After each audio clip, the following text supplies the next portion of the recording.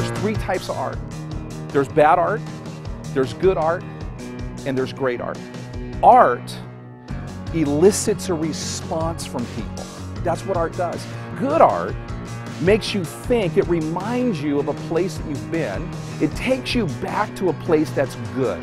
Role of the leader is a couple of things. Number one, bringing focus and clarity to the organization. You know, when you focus, what you focus on expands, and when it expands, you get clarity on what you're really all about. You know, it's easy in the course of an 8-hour day or a 40-hour week to lose sight of the heart and soul of the organization and what your mission is all about. And so to be able to bring that focus and clarity on a regular basis is, I would say, one of the primary roles of the leader. The whole goal is to create great art. Great art inspires you. Great art takes you to places that you've never been before. That's exactly what leadership does. There's bad leadership, and I don't want to go into the bad leadership, but there's bad leadership. There's good leadership. Good leadership makes you feel good. I'll never forget the time I heard somebody say that everybody's leading somebody, even if that somebody is you.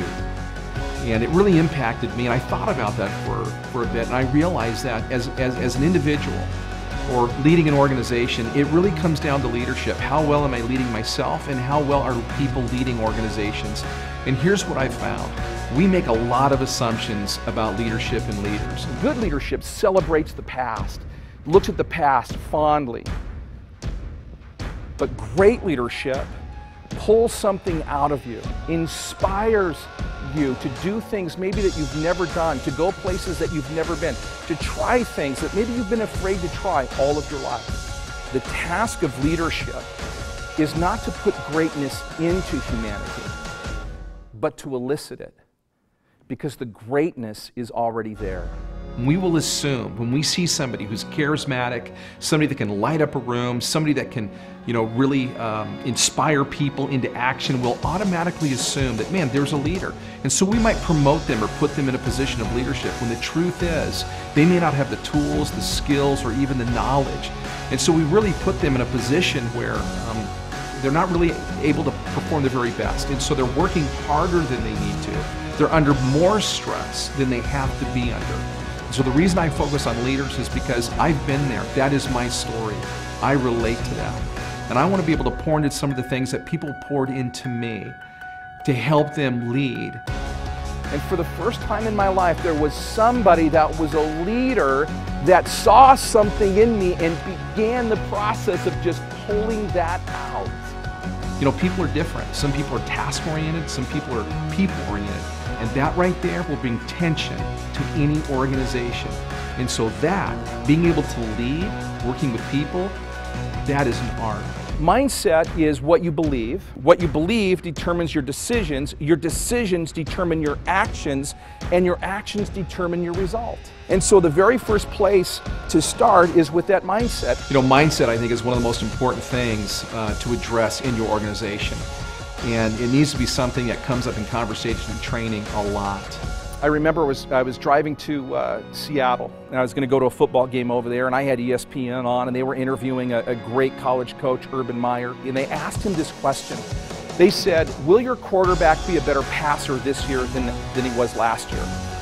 And I'll never forget this answer, because it was such great insight into this whole principle that I'm talking about. He said, listen, if his stats don't show that he's a better passer, then myself and the coaching staff, we've not done our job at recruiting and developing talent. And I loved it, because that there is exactly what leadership is all about. We recruit talent. You know, the truth is, if we're not out identifying new talent and bringing them into our organization, pretty soon our organization is, from a talent pool, going to be obsolete, and eventually we're going to be out of business. We're just not going to be able to keep up. We want stakeholders. We want people that are passionate about what they do. They're driven intrinsically to succeed at a high level. When we recruit somebody, we're hoping that they're going to be able to do the job. Not only the way that we think they can, but even beyond that. Well, that's not going to happen automatically. We've got to be able to develop that talent. Here's the truth. The truth is, we're always going to have talent leaving our organization. Always, always, always. If we're succeeding in what we do, we're going to always need new talent. We're going to expand our team. And so recruiting has to become one of those things. It has to be a mindset that this is what I do. I recruit. I got to identify talent. As leaders, our role is to bring out the greatness and make people better. You know, it's really hard to help people win if you don't know what winning means to them. If we help other people win, we all win. When it comes to leading, you know, I've failed and I've succeeded, and it's a lot more fun to succeed. And so my commitment is to partner with you to make sure that you win in your event and that you win in your organization. Boom.